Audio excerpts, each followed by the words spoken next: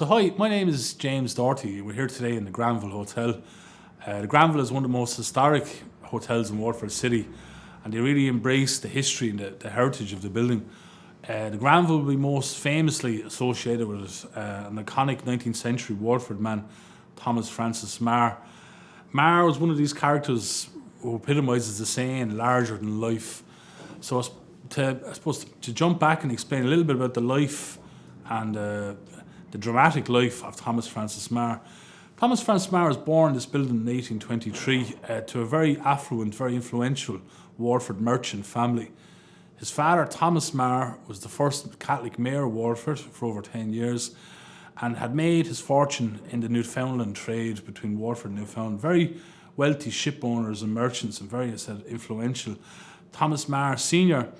was a confidant and basically the financial bagman of Daniel O'Connell, and he was in the kind of the realm and the same mindset of O'Connell. He was a nationalist, but in a very democratic constitutional way. Now, young Thomas Meagher, at a very early age, got a reputation for being a bit of a firebrand. He was educated privately, first in Clongowes and then Stonyhurst. And actually in Stonyhurst, he won a medal for archery and debating. And he actually, the theme or the topic of it was the perils or the evils of slavery. And that will kind of become relevant when you hear about Meagher's later life.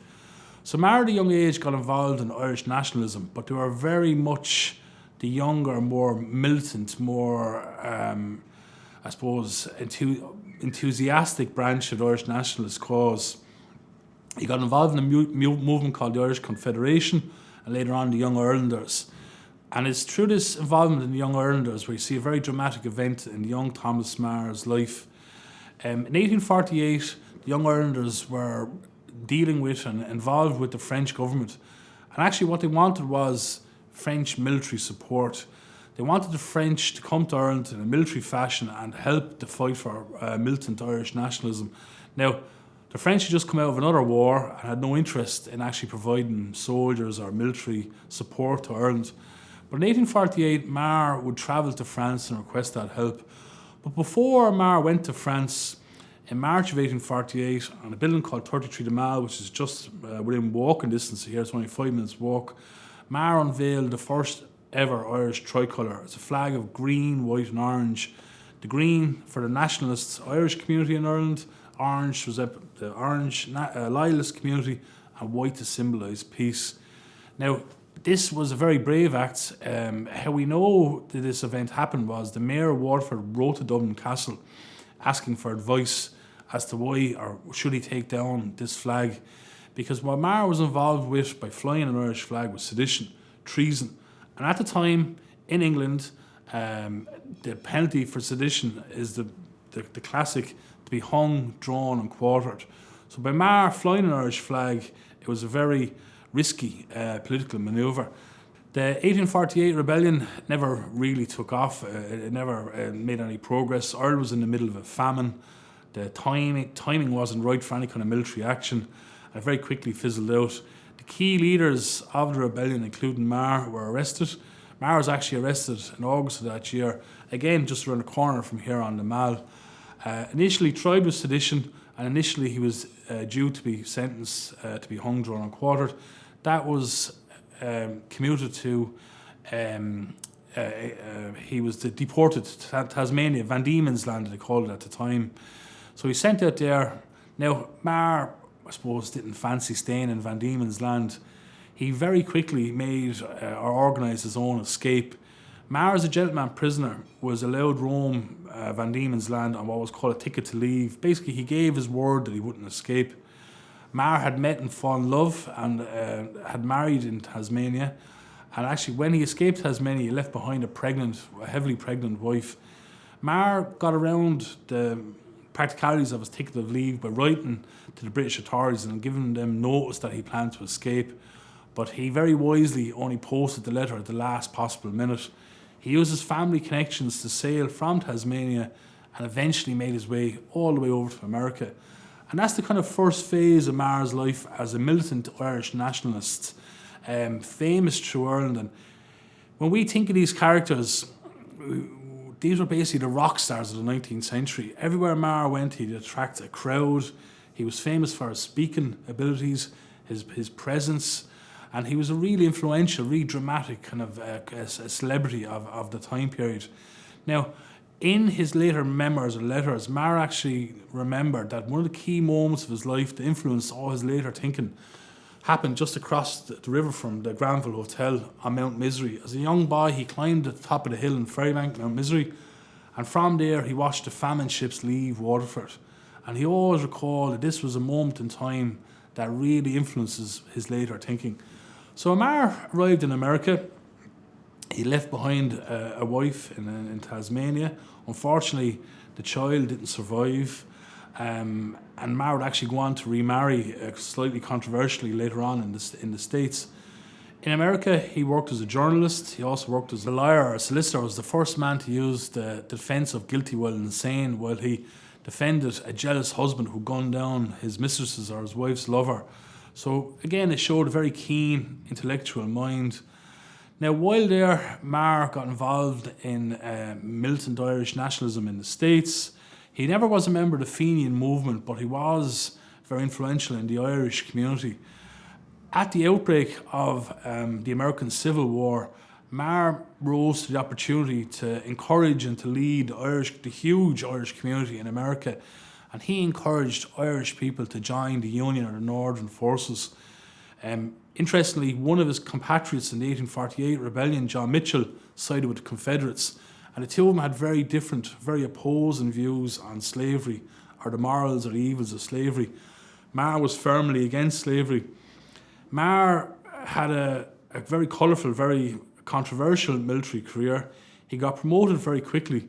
He was a member of the 69th Infantry Brigade in New York, and it's one of the big international ties we have today still to New York through Thomas Francis Meagher. And at the first battle they fought in, their commander was captured. So this led to a very quick promotion of Meagher to field promotion. Meagher led the Irish Brigade in several of the big famous bloody battles of the American Civil War, Antietam and Gettysburg. The Irish Brigade incurred huge losses and was nearly wiped out on two occasions. But Meagher's role really in the American Civil War has to be looked at in the context of the time. There was a huge movement in America against new immigrants. It was the year of no dogs, no Irish, need apply, etc., no blacks.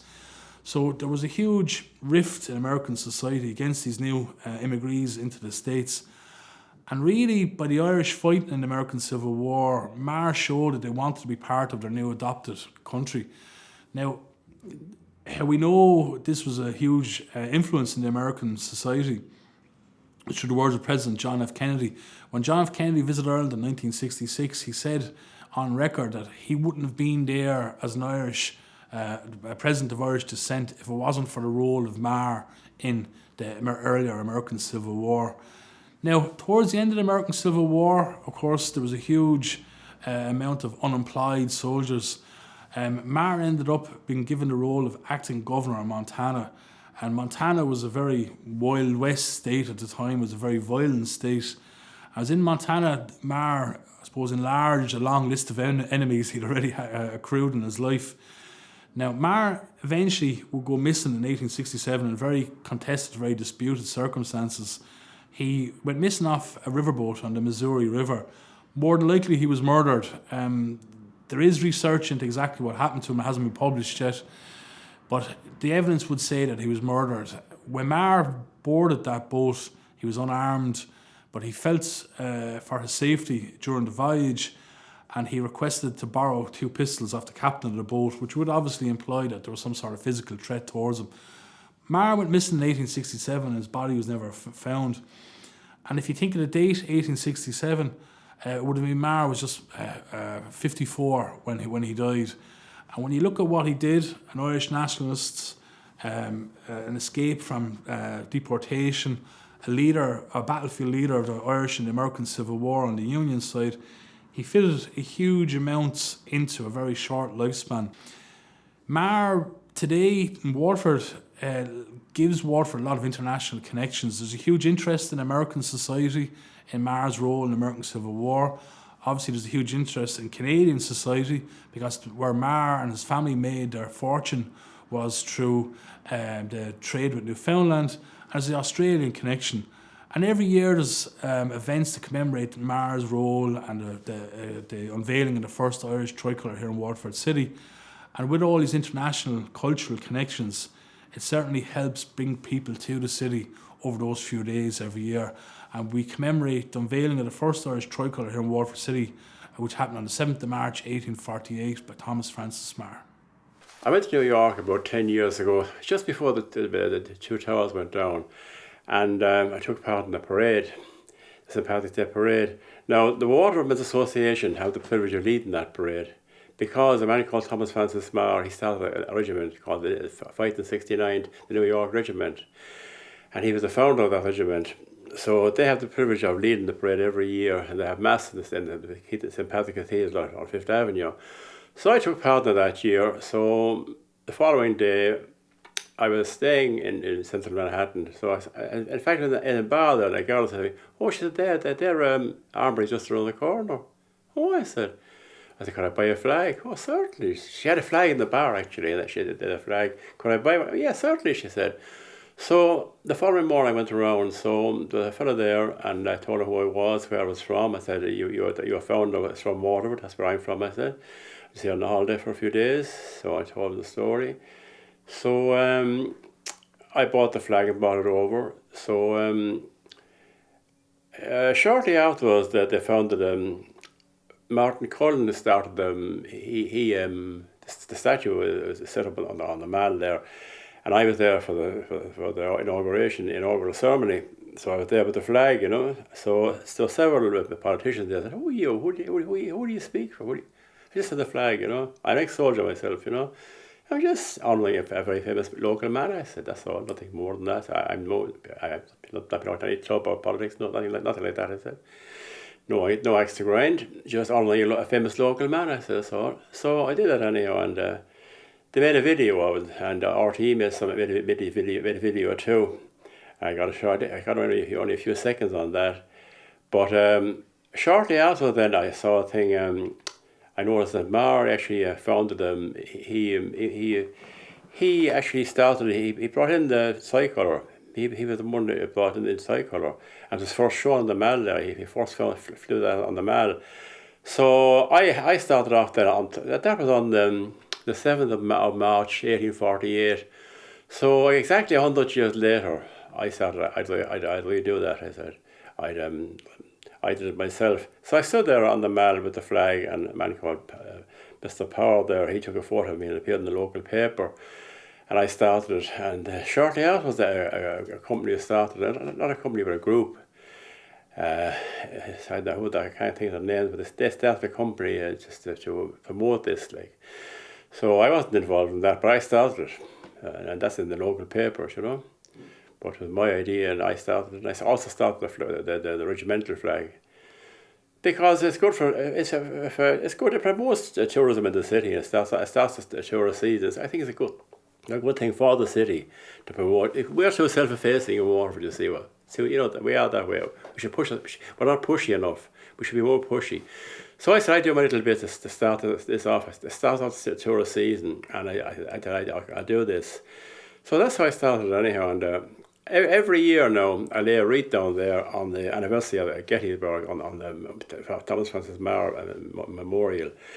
This year, that's on the 3rd of July every year. So I lay a wreath there every 3rd of July.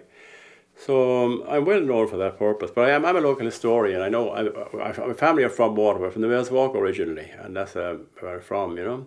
I have Ballybricken roots, so I know all the history there, you know. Actually, our next door neighbour, the man called Captain Clooney, actually, he was famous in that regiment too. In fact, there's a memorial to him in the old graveyard in Ballybricken. And he's not buried there, but there's a memorial there. And I lay a wreath there to every year. And there's a man, he was Clooney used to come over here. No, there's a man called George Clooney. He descended off the famous actor. He was to come over here about 3 years ago or thereabouts. And the man Kilkenny was going to promote it. Apparently his roots are in a place called Tullahogue. That's where his family were from. But he'd be a cousin of George Clooney. And he, for some reason, fizzled out. It didn't come to anything, you know. But I must pursue that again now too, because years ago, as apparently the duty soldiers come every year from the fight the 69th Regiment and lay a wreath there on that thing. But that fizzled out about 10 years ago or more. Just after the last war, they did it for about 10 years. It just fizzled out. So I must restart it again now. I noticed there recently someone put a poppy wreath on it recently. He wouldn't be, he would be a Fenian actually. He wouldn't be a man now. He'd be anti-British actually. Clearly he would be. He was in the Papal Army before he joined the fight in the 69th, and he fought with great distinction in the Papal Army. But he would be a nationalist, and he would be he'd be one of the young Ireland. He'd be a follower of Thomas Francis Meagher. He'd be of that era. And he'd be obviously a follower of Meagher, but they would be very anti-British, as history shows. Actually, they believe they're what they call physical force men. They're the Fenians actually. But I don't know who put the wreath there, poppy wreath, but that seems, to me anyway, it seems very inappropriate, to say the least of it.